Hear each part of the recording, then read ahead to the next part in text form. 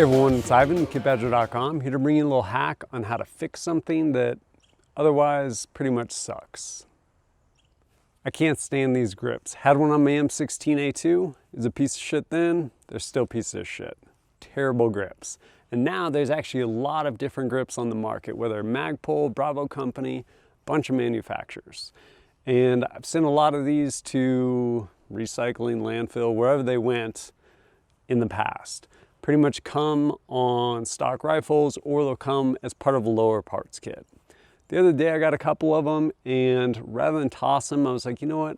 There's got to be a way to make this thing better. For starters, we have this finger groove right here, which works for no one ever. And then we have this big giant bump down here to supposedly keep your hand from sliding off. Both of them are pretty much worthless. So the first thing we're going to do is take some sort of cutting instrument like this saw and get rid of those guys. Using this convenient tree stump, I'm going to go ahead and take this saw and I'm going to just cut this thing off flush with the grip.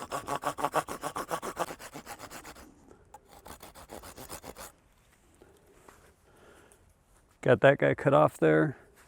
Now, still have this piece on the end. Going to get rid of that as well.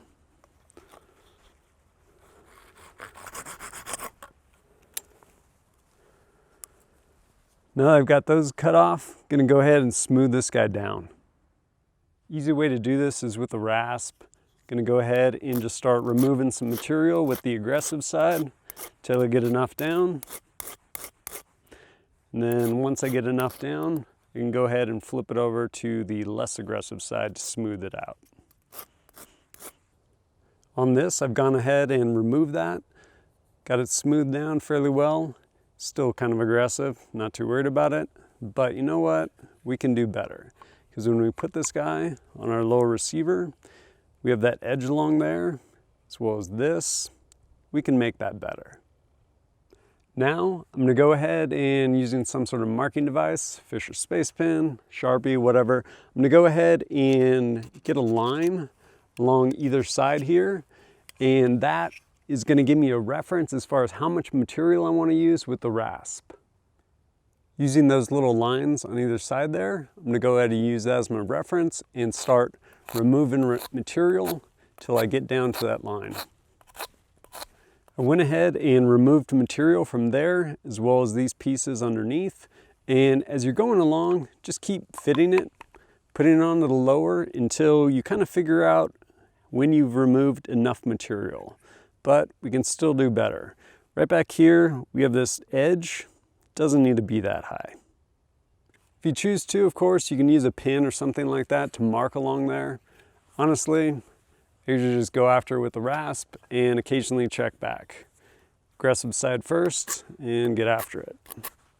I took off the extra material I didn't need there, but now when I grab this thing, that grip is way too long. I don't need all this material down there, so let's make it better. You have to kind of figure out what works best for you as far as how big your hands are, how big you want it, how much material you want to take off. Then you can either mark it or use your calibrated eye and go after it.